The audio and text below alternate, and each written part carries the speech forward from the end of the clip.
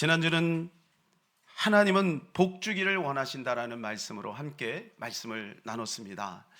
여러분, 우리 복의 개념을 제대로 가질 때 우리에게 진정한 복이 우리에게 임하게 될 것이에요. 자, 하나님은 우리에게 다양한 복을 주시는데 특별히 이 복은 두 가지로 압축할 수가 있죠. 영적인 복과 삶의 복인 것입니다. 하나님이 이 두 가지 복을 우리에게 베풀어 주기를 원하시는 것입니다. 그렇다면 우리는 이 복의 원천이 어디 있는지를 우리가 한번 깊이 생각해 봐야 할 것입니다. 복의 개념은 절대 우연으로 오지 않는다는 것을 꼭 기억해야 합니다. 요행을 통해서 오지 않습니다. 많은 사람들은 복하면 그런 요행을 생각해요. 그래서 돼지꿈을 꾸면 일단 뭐를 삽니까? 안 사보셨습니까? 복권을 삽니다. 요행입니다. 요행. 내가 수고하고 노력하고 애써서 얻는 하나님의 그 심은 대로 거두게 하시는 이 자연 법칙 속에서 오는 이 복을 우리가 놓치면 안 되는 것이죠. 자, 복은 하나님께로부터 옵니다. 그러므로 우리는 하나님과 좋은 관계를 맺어가야 되는 것이죠. 그래서 우리는 하나님을 알아야 합니다. 왜냐하면 주시는 분이 그분이기 때문에 그런 것입니다. 우리가 아무리 원해도 그분의 사인이 없으면 안 되는 것이죠. 그러니까 그분이 어떤 분인지 우리가 잘 알고 그분의 마음에 드는 사람이 돼야 되는 것입니다. 하나님은 도대체 어떤 분입니까? 이 세상의 신에 대한 개념이 다 다릅니다. 다신론, 또 유물론, 또 범신론, 뭐 이런 것들이 있죠. 그러나 우리는 그러한 것들을 다 배제하죠. 우리는 유실론을 주장합니다. 유실론이라는 것은 신이 있다는 겁니다. 신이 없다고 주장하는 사람도 있죠. 우리는 신이 있다고 믿습니다. 그런데 우리는 한 단계 더 들어가죠. 거기에서 유일신론을 믿습니다. 그것은 오직 신은 하나밖에 없다는 거예요. 그분이 바로 우리가 믿는 여호와 하나님, 삼위일체 하나님, 그분이라는 것이죠. 이 세상의 모든 사람은 신을 믿습니다. 신이 없다고 말하지만 그들도 신을 믿고 있는 것이에요. 빌립보서 3장 19절 같이 한번 읽어볼까요? 그들의 마침은 멸망이요 그들의 신은 배요 그 영광은 그들의 부끄러움에 있고 땅의 일을 생각하는 자라. 여기 보면 그들의 신은 배요 이렇게 되어 있어요. 여러분, 그들이 섬기는 것이 있다는 거예요. 하나님이 없다고 말하지만 사실은 하나님이 없는 게 아니라 그들은 자기 자신을 하나님으로 믿고 있다는 것이에요. 그러니까 여러분, 말로는 신이 없다고 말하지만 진짜 신은 자기 자신이기 때문에 얼마나 불행하겠습니까? 우리가 살아봤지만 나를 믿고 살면 여러분 행복합니까? 우리 자신이 얼마나 연약한지 우리는 스스로 살아보면 살아볼수록 알게 됩니다. 그래서 우리는 빨리 그 부분에서 철이 들어야 돼요. 나는 아무것도 아니다. 아니, 나는 정말 가능성이 1도 없다. 나는 하나님 앞에서 지극히 죄인이다. 이 사실을 우리가 깨달을 때 비로소 거기에 가능성이 열리기 시작합니다. 그래서 하나님은 의인을 부르러 온 것이 아니라 죄인을 불러 회개시키러 왔다고 했어요. 그래서 여러분, 우리가 의인이라고 생각하는 순간 하나님은 필요가 없게 되고, 그리고 하나님의 도움은 우리에게 영향이 미쳐지지 않는 것이죠. 그래서 우리는 우리 스스로가 죄인이라는 것을 알고 고백할 때 주께서 그때 비로소 우리의 손을 내밀어 주시는 것입니다. 전 세계에서 자살하는 사람들이 점점 늘어나고 있는 거 우리는 압니다. 특별히 우리나라에서 이 자살률이 세계 그 어떤 나라보다 참 대단하지요. 1위라고 하지 않습니까? 너무나도 슬픈 일입니다. 저는 그 자살의 소식을 들을 때마다 이런 생각을 해요. 저들이 하나님을 만났다면, 저들이 하나님을 알았다면 참으로 저렇게 잘못된 선택은 하지 않을 텐데, 이런 생각을 종종 하고는 합니다. 그런 의미에서 사랑하는 여러분, 우리 모두는 하나님을 믿고 또 하나님 안에서 가능성을 우리는 인정하기 때문에 우리는 진정 행복한 사람이라고 우리는 과연 믿을 수 있고 선포할 수 있는 것입니다. 자, 우리 옆에 있는 분 한번 이렇게, 이제 보니 성도님은 행복한 분이셨군요. 시작. 네, 또 한번 이렇게 하기, 이제 알았습니까? 시작. 여러분, 그렇습니다. 우리는 예수 그리스도를 믿는 순간 이미 행복 속으로 들어온 것이고, 그리고 그 행복을 우리는 누리고 있는 행복 도리들입니다. 참으로 하나님 신이 만들어진 위험이라고 하는 그 책을 보게 되면 리처드 도킨스라고 하는 사람이 이렇게 이야기를 했어요. 신은 만들어졌고 상상 속에서 비록된 것이다. 이유는 과학적인 증거가 부족하다는 것이다. 이렇게 리처드 도킨슨이 그렇게 이야기를 했어요. 제가 오래전에 읽었던 책인데요. 저는 그 책을 읽으면서 너무 답답했어요. 며칠 동안 소화가 안 됐습니다. 이 사람이 굉장히 유명한 사람이고 또 과학자고 나름대로 지성인인데 신이 만들어졌다는 거예요. 누구에서 만들어졌을까요? 사람이 만들었다는 거죠. 그래서 그 신을 믿는 순간 우리는 거기에 이제 올무가 되고 그리고 그 안에서 우리는 속박이 되는 것이다. 그 누가 신을 만들었는가? 그 신을 만든 사람을 저주하는 거예요. 여러분, 신은 만들어졌습니까? 그렇지 않습니다. 신은 우리에게 찾아오시고 또 우리에게 자비를 베풀고 있는 것이죠.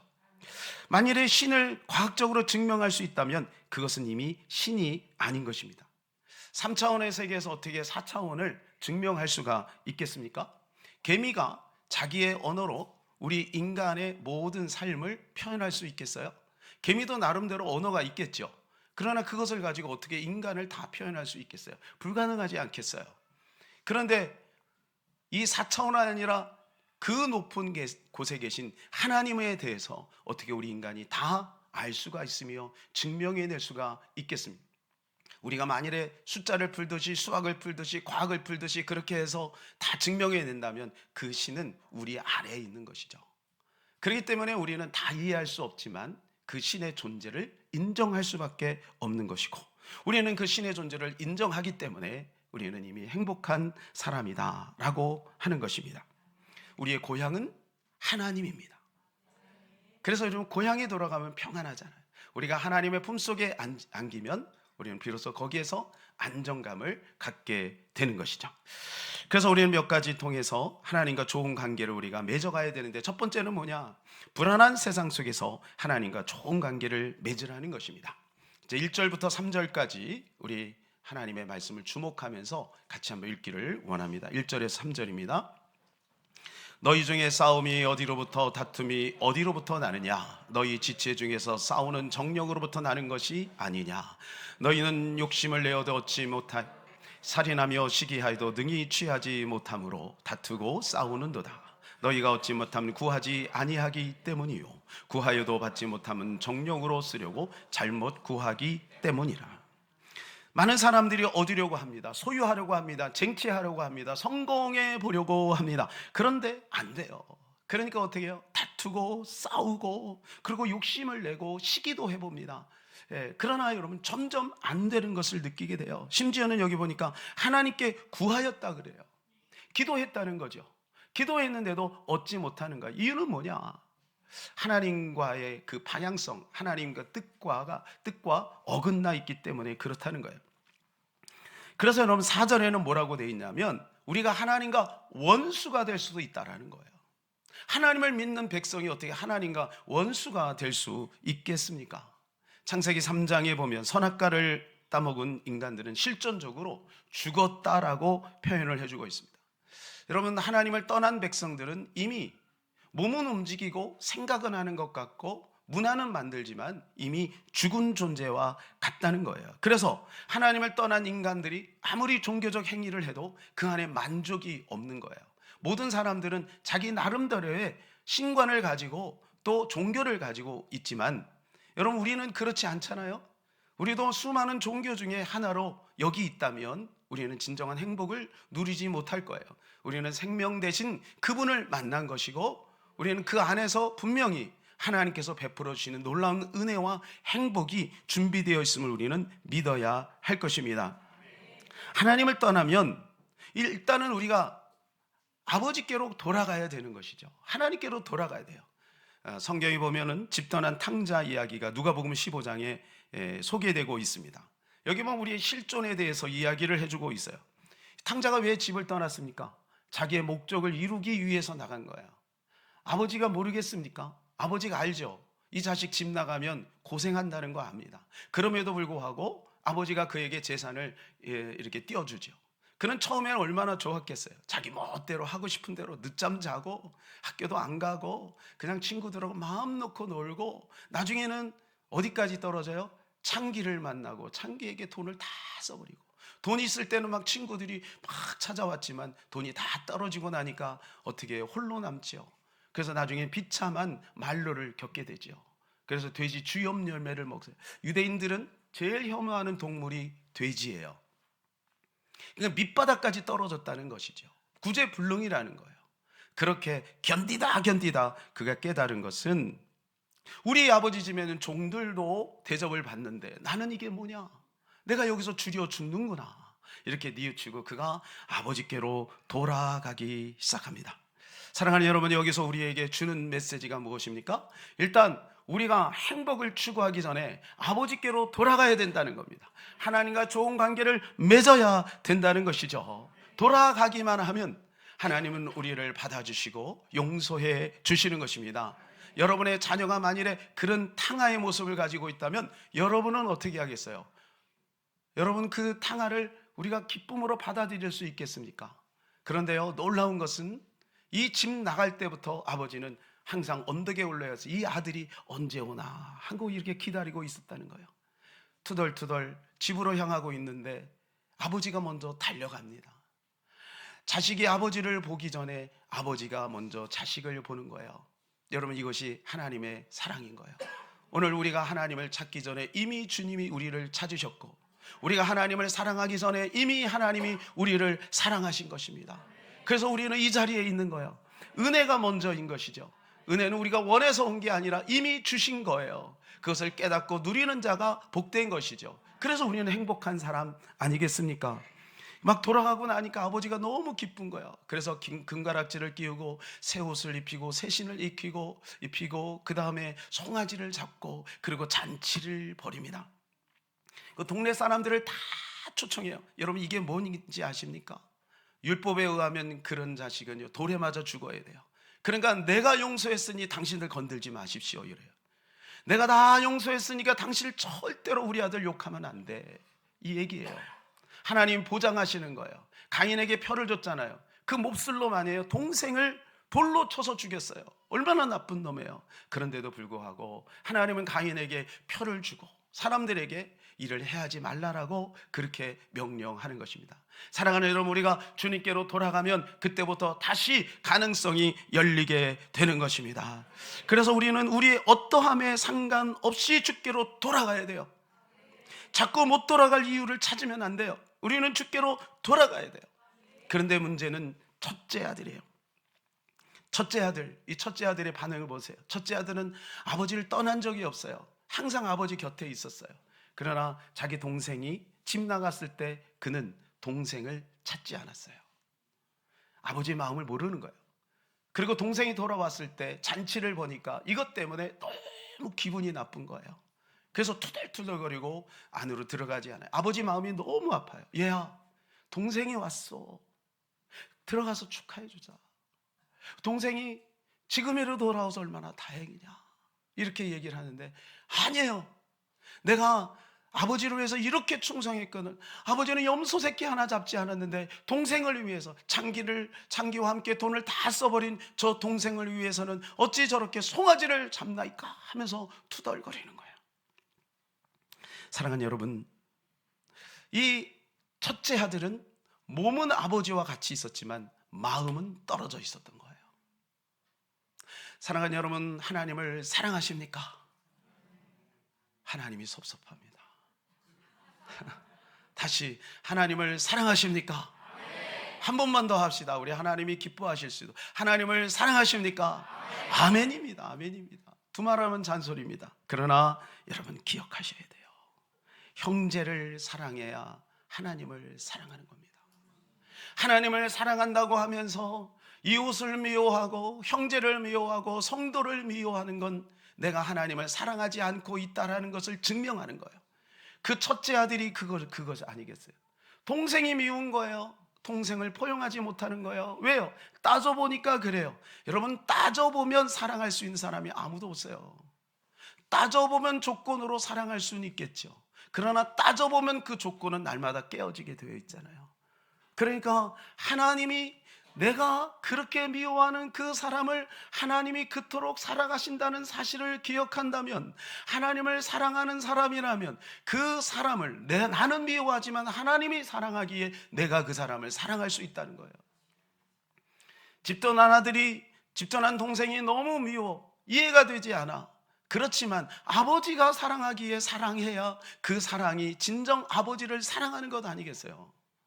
사랑하는 여러분, 정말 하나님을 사랑한다면 우리는 우리 옆에 있는 사랑하는 가족을 사랑하고 성도를 사랑하고 이웃을 사랑하고 형제를 사랑하는 저와 여러분 되시기를 축복합니다. 이 자리에 우리는 하나님께 있어요. 몸은 있어요. 그런데 아버지의 마음을 잃어버리면 첫째 아들과 같은 사람이 될 수 있겠죠. 사랑하는 여러분, 우리는 아버지의 마음을 이해하고 아버지의 사랑으로 우리 모두를 사랑하는 저와 여러분 되기를 축복합니다. 그래서 성경은 이렇게 말해주고 있어요. 호세아서 6장 1절 시작. 오라 우리가 여호와께로 돌아가자. 여호와께서 우리를 찢으셨으나 도로 낫게 하실 것이요 우리를 치셨으나 싸매어 주실 것이며. 우리가 여호와께로 돌아가야 되는 것입니다. 여호와께로 돌아가야 되는 거예요. 여러분, 우리가 그러면 하나님께 돌아가려면 하나님이 어디 계시는지를 알아야죠. 하나님은 어디 계시나요? 하나님은 교회 안에 있나요? 교회 안에서만 하나님을 만나나요? 하나님은 기도원에 있나요? 뜨거운 기도라는 기도원에 있나요? 아니, 하나님은 저 어디 선교지에 계신가요? 하나님은 도대체 어디 계신가요? 계셔야 계시는 곳으로 돌아가죠. 아버지 집으로, 아버지 집이 있어야 그곳으로 돌아가죠. 여러분, 이 교회 안이 아버지 집인가요?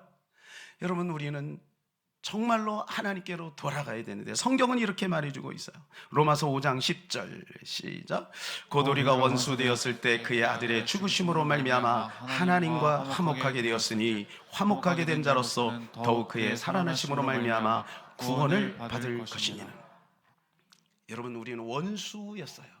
하나님과 원수였어요. 그런데 이 원수된 이 담을 헐어버리신 분이 있어요. 그분이 바로 우리 주 예수 그리스도인 것입니다.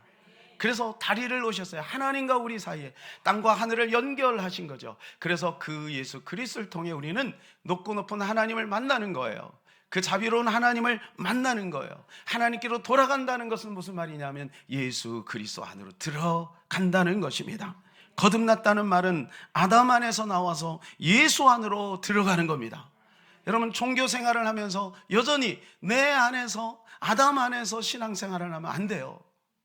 예수 안으로 들어가야 돼요. 예수 안으로 들어가지 않고 신앙생활을 하는 것이 바로 첫째 아들과 같은 거예요. 그게 종교 생활인 거예요. 그러면 하나님을 못 만나요. 여호와께로 돌아갈 수 없어요. 우리는 예수님 안으로 들어가면 예수님으로부터 하나님께로 돌아가게 되는 것입니다. 왜냐하면 그분이 오셨잖아요. 그리고 우리를 위해서 십자가 못 박혀 죽으시고 3일 만에 부활하셨잖아요. 그래서 그 안으로 들어가면 바로 아버지의 사랑을 발견할 수가 있는 것입니다. 두 번째는 하나님과의 관계를 허무는 방해하는 마귀를 쫓아야 합니다. 7절입니다. 같이 읽겠습니다. 그런즉 너희는 하나님께 복종할지어다. 마귀를 대적하라. 그리하면 너희를 피하리라. 마귀의 존재를 이야기할 때마다 우리가 늘 기억해야 되는 것은 우리는 이미 승리하신 하나님이 계시다는 사실을 기억해야 돼요. 마귀를 우리가 절대 두려워할 필요는 없어요. 마귀는 우리보다 지혜롭고 똑똑하고 능력이 많지만 그러나 우리가 마귀를 두려워할 필요는 없어요. 전쟁은 이겨놓고 싸우는 거예요. 이미 이 영적인 전쟁은 하나님께서 승리케 하신 것입니다. 그럼에도 불구하고 우리가 왜 싸워야 될까요? 마귀는 도둑놈이기 때문에 그래요. 전쟁에서 이겼어요. 우리 집을 멋있게 잘 꾸며놨어요. 그런데 호시탐탐 마귀는 우리 집 안으로 들어와요. 마귀는 절대 정문으로 들어오지 않습니다. 마귀는 항상 담튀기를 합니다.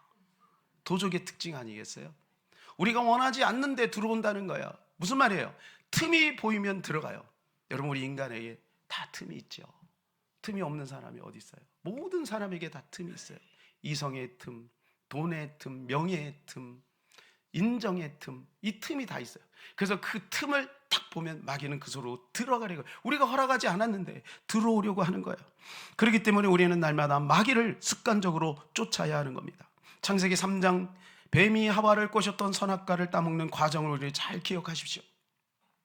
그때는 완전한 평안이었습니다. 지금하고 다르죠. 얼마나 복잡해요 지금. 그러나 그때는 완전한 평안이었어요. 완전한 샬롬이었어요. 그런데요, 마귀는 계속해서 노려보는 거예요. 그리고 빈틈을 찾는 거예요. 그리고 하와하고 대화하는 거예요. 여러분, 오늘도 마귀는 우리와 대화하고 있어요. 우리 안에 무언가를 자꾸 잘못된 메시지, 정보를 우리 안에 끊임없이 주고 있어요. 여러분, 속지 않기를 축복합니다. 그래서 깨어 있어야 영적으로 분별이 되고, 분별해야 하나님의 뜻을 따라갈 수가 있는 것입니다. 그렇지 않으면 우리는 까딱 잘못하면 마귀의 종로로 탈 수 있다는 것이죠. 마귀가 어떻게 이 하와를 꼬십니까? 이렇게 꼬시죠. 네가 먹으면 하나님처럼 된다. 네가 먹으면 하나님처럼 된다. 여러분, 얼마나 듣기 좋아요. 사람들이 왜 범죄합니까? 사람들이 왜 넘어집니까? 그거만 하면, 그 과실만 따먹으면 뭔가 될 것 같은 거예요. 그러니까 넘어지는 거예요. 그게 죄라는 것을 아는데 누가 넘어지겠어요? 마귀는 그래서 멋있게 이쁘게 포장해 놓는 거예요. 네가 그거 먹으면 하나님처럼 돼. 그리고 정령 죽지 않을 거야. 주님 뭐라 그랬어요? 정령 죽으리라 그랬어요. 그러나 마귀는요, 아니야, 죽지 않아. 그리고 네가 하나님처럼 돼. 이렇게 거짓 메시지를 준 겁니다. 사랑하는 여러분, 마귀의 말을 들으면 아니 될 줄로 믿습니다. 마귀는 마치 우리 편처럼 그렇게 이야기합니다. 왜냐하면요, 우리의 욕심을 자극하기 때문에 그래요. 우리가 무엇을 원하는지를 마귀는 알아요. 그래서 그 욕심을 자꾸 자극합니다. 너 그거 해, 그거 해. 그대로 가면 돼. 잘 될 거야. 그러면서 막 축복합니다. 당신은 사랑받기 위해 태어난 사람. 막 이러면서 막 축복합니다. 여러분, 속지 마세요. 여러분, 그것이 내 욕심에서 나왔다면 우리는 중단해야 되는 것이죠. 만일 여러분 옆에 여러분이 원하는 것을 마음껏 할 수 있도록 도와주는 사람이 있다고 쳐보세요. 그런데 또 한쪽 옆에는 자꾸 옳은 것만 얘기해요. 진리를 자꾸 얘기해요. 그러면 여러분, 어떤 편에 서겠습니까? 어떤 편에 쓰겠습니까? 대부분 많은 사람들이 첫째 사람을 좋아할 거야. 야, 저 사람이 내 편이지. 저 사람이 내 편이지. 우리는 까딱 잘못하면 이 마귀의 음성에 속아 넘어갈 수가 있어요. 제가 별로 좋아하진 않지만 김교신이라고 하는 신학자가 있습니다. 이분을 제가 왜 안 좋아하냐면 이분은 무교회주의였어요. 그런데 이분은 참 정직하게 인생을 살았어요. 그래서 그분은 연말이 되면 하나님 앞에 이런 감사를 드렸대요. 하나님, 올해도 제가 원하는 것대로 다 응답하지 않으셔서 너무 감사합니다. 여러분, 이런 기도 들으면 어때요? 짜증나지 않습니까? 우리가 그토록 원하는 거 그렇게 바라면서 하나님 앞에 기도했는데 하나님 왜 안 들어주십니까? 이것이 우리의 마음의 답답함인데, 이 김교신 목사님은 항상 그렇게 연말이 돼서 그렇게 기도를 했대요. 제가 이 글귀를 보면서 한 영화가 생각이 났어요. 브루스 올마이티라고 하는 영화입니다. 짐 캐리가 나옵니다. 참 재밌어요. 한번 보실만 합니다. 상당한 의미를 우리에게 제공해 주고 있는데요, 이 짐 캐리는 늘 불만이었어요. 누구에게? 하나님께. 자친구는 막 승승장구합니다. 근데 자기는 하는 것마다 안 돼요. 그래서 어느 날 하나님을 만나서 하나님하고 딜합니다. 내가 며칠 동안 전능자가 되면 좋겠다. 그래, 알았어. 네가 전능자가 되렴. 전능자가 됐어요. 여러분이 전능자, 하나님이 된다면 얼마나 좋겠어요. 처음엔 너무 좋았습니다. 사랑하는 애인이 다른 남자를 자꾸 이렇게 가려고 하는데 그 애인이 좋아하는 것을 막 들어주는 거예요. 그 애인이 뭘 좋아했냐면 달을 굉장히 좋아했어요. 꽉 찬 만달. 그 달을 보고 막 너무 감탄하는 거예요. 그래서 달을 살짝 땡겼어요. 달을 전능자니까 왜 못해요? 달을 싹 땡겼어요. 여러분, 지구에서는 어떤 일이 벌어졌어요? 난리가 난 거예요. 막 쓰나미가 오고 막 난리가 난 거예요. 그는 모르죠. 막 자기만 좋아하는 겁니다.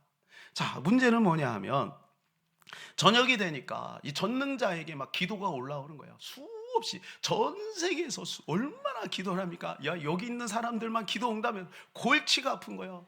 잠을 못 자요. 밥도 못 먹어요. 너무 피곤해요. 그래서 이 사람이 결정을 내려요. 그래, 알았어. 내가 너희들 다 응답해 줄게. 그래갖고 어떻게 시스템 만든 다 예스로 해버렸어. 예스. 여러분, 좋겠죠? 복권을 사면서 사람들이 뭐라고 소원할까요? 1등 되기를 원하죠. 여러분 복권 사면서 당첨 안 되기를 원하는 사람 있습니까? 있으면 사갖고 저한테 해주세요. 아무도 없어요. 다 1등 되기를 원하죠. 여러분 복권이 어떻게 되냐, 나중에 복권이 깡통이 돼버렸어요. 다 1등이 돼버린 거예요. 그러니까 막 사람들이 방송국에 몰려가고 막 난리가, 이거 사기 아니냐, 그러고 막 온 세상이 아수라장이 되고 마는 거예요. 여러분 이게 마귀의 전략이에요. 네가 원하는 대로 해라. 네 욕심껏 해라. 처음에는 좋습니다. 내가 원하는 대로 잘 되니까. 그런데 어떻게 사회 질서가 다 깨지는 거예요.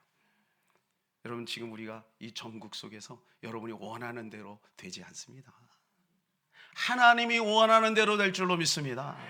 하나님이 무엇을 원하는지는 성경을 보면 나와요. 하나님 나라가 세워지고 기독교 가치관이 세워지고 자유민주주의가 세워지고 여러분 이쪽으로 가게 될 줄로 믿습니다. 하나님 반드시 이 민족을 지켜 보호하여 주실 것입니다. 그래서 우리는요, 우리의 욕심을 자극하는 이 마귀를 늘 조심해야 돼요. 마귀는 끊임없이 우리의 욕심을 자극하잖아요. 그래서요, 습관적으로 마귀를 쫓아요. 왜냐하면 마귀는 생각을 통해서 들어오니까.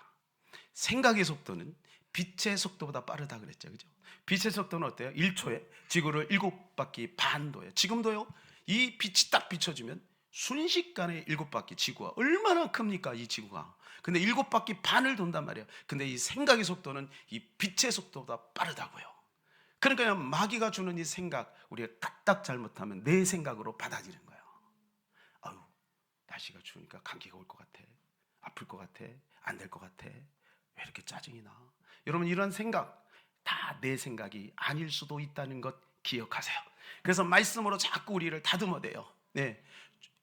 청년이 무엇으로 그 행실을 깨끗게 하리까? 주의 말씀을 따라 행하리라 그랬습니다. 사랑하는 여러분, 하나님의 말씀이 마귀의 생각에 이렇게 경계선을 주고 보호막을 치는 거예요. 그래서 우리는 하나님의 말씀을 가지고 마귀의 생각을 물리쳐야 되고 습관적으로 날마다 마귀를 쫓아야 될 것입니다. 자, 제가 전에도 말씀을 드렸듯이 이 세상에서 이 인류 역사 속에서 가장 귀신을 많이 쫓은 분이 누구라고요? 그러니까 여러분 귀신 쫓는 것을 이상하게 생각하면 안 됩니다. 여러분 우리의 가문 속에 원치 않는, 좋지 않은 것들이 뿌리 깊이 쓴 뿌리로 있잖아요. 이거 아무리 해결하려고 해도 잘 안 되잖아요. 그러나 예수 그리스도의 그의 보혈로 말미암아 그 모든 것들이 해결되고 치료되고 회복되게 될 줄로 믿는 것입니다. 그래서 예수님이 가는 곳마다, 가는 사람에게, 가는 마을마다, 가는 삭간 속에서 날마다 귀신을 쫓아낸 거예요. 사랑하는 여러분, 날마다 악한 영을 쫓아내고 하나님이 주시는 생각으로 나를 잘 디자인해서 하나님과 좋은 관계를 맺어서 행복한 삶을 사는 저와 여러분 되었으면 좋겠습니다. 자, 세 번째입니다. 이것이 어떻게 보면 가장 중요한데요, 좋은 관계를 맺으려면 어떻게 해야 될까? 나를 낮춰야 된다는 것입니다. 자, 6절 같이 읽겠습니다. 그리고 10절을 읽겠습니다. 시작. 그러나 더욱 큰 은혜를 주시나니 그러므로 일렀으되 하나님이 교만한 자를 물리치시고 겸손한 자에게 은혜를 주신다 하였느니라. 주 앞에서 낮추라. 그리하면 주께서 너희를 높이시리라. 할렐루야. 사랑하는 여러분, 하나님이 제일 싫어하는 것이 뭔지 아십니까? 그것은 교만입니다. 교만. 여러분, 교만에는요 숨겨진 전략이 있어요. 그래서 중국 상술에 보면은요, 이웃집을 망하게 하려면 이웃집 그 사장을 교만하게 만들어라. 그 사장을 교만하게 만들면 그 사람은 넘어지는 거예요. C.S. 루이스가 이렇게 말했다고 말씀드렸죠. 예, 모든 것은 우리 속에서 나오지만 교만은 지옥에서 올라온다. 다 줘요. 돈도 주고 명예도 주고 그리고 나름대로 세상에 행복도 주고 우리가 나는 동양의 오복도 다 줘요. 그러면서 교만을 싹 얹어서 주는 거예요. 그러면 결국 뭐냐? 망하게 됐다는 거예요. 교만은 패망의 선봉이라는 것을 우리가 알고 있지 않습니까? 그렇기 때문에 우리는 주님 앞에서 날마다 나를 낮춰야 되는 거예요. 내가 낮춰질 때 주님께서 우리를 높여주시는 거예요. 섬김을 받으려 하는 자는 항상 섬기는 자가 되어야 된다 그랬어요. 그게 서번트 리더십 아니겠어요? 리더가 되려고 하느냐? 그러면 먼저 섬겨라. 그거 아니겠어요? 우리는 알잖아요. 우리 공동체 속에서 항상 섬기는 그 사람은 자연스럽게 높아져요. 그러나 대접을 받으려고 하는 순간 사람들은 그 사람을 싫어하고 멀리하기 시작하는 거예요. 그래서 지혜로운 사람은 항상 낮춰지는 거죠. 지혜로운 사람 항상 자기를 낮추는 거죠. 하나님도 마찬가지입니다. 하나님 앞에 자신을 높이는 것은 별로 좋지 않습니다. 자, 지금 우리 그 달력에 보면 그 달력에 문구가 딱 적혀 있어요. 뭐라고 적혀 있나요? 혹시 아세요? 달력에, 달력 안 보시는구나. 올해는 달력을 만들지 말아야 되겠네. 여러분, 달력에 거기 딱 보면 스펄즈 목사님 이야기가 있어요.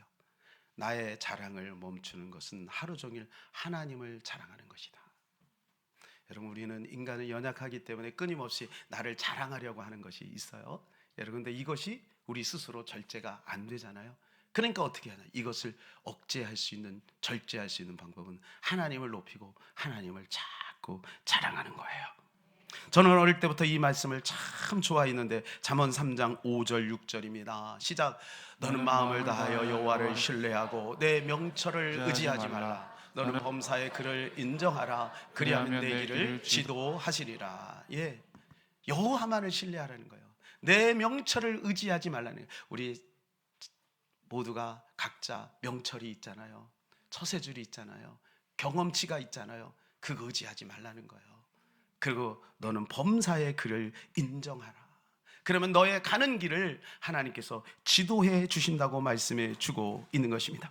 그래서 저는 아주 사소한 것, 이 사소한 것을 소홀히 하지 않으려고 무척 애를 씁니다. 이 말씀을 붙들고 범사에, 모든 삶에, 모든 대화, 먹는 거, 마시는 거, 어디 가는 거, 누구를 만나는 거, 가능하면 하나님과 자꾸 연결을 시키려고 합니다.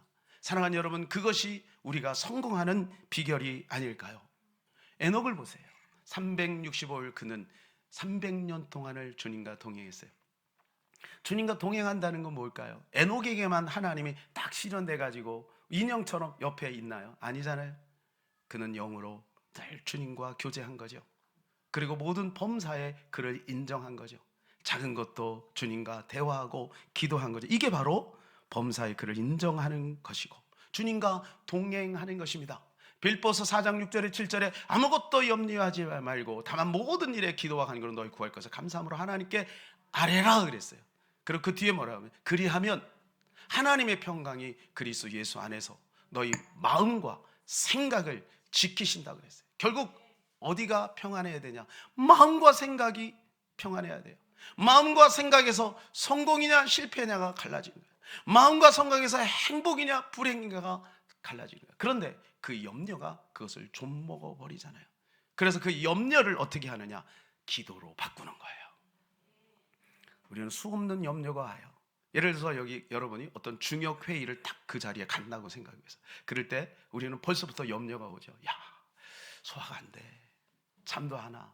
내일 잘해야 될 텐데 내일 브리핑 잘해서 인정받아. 이번 기회가 정말 나한테 절호의 찬스인데 너무 피곤해서 제대로 준비도 못했어. 여러분 그때 어떻게 해요? 기도하는 거예요. 하나님, 저는 연약합니다. 하나님 도와주세요. 지혜를 주세요. 그리고 준비하는 거예요. 그리고 가면서 기도하는 거예요. 문을 열고 들어갈 때 하나님, 저에게 담대함을 주세요.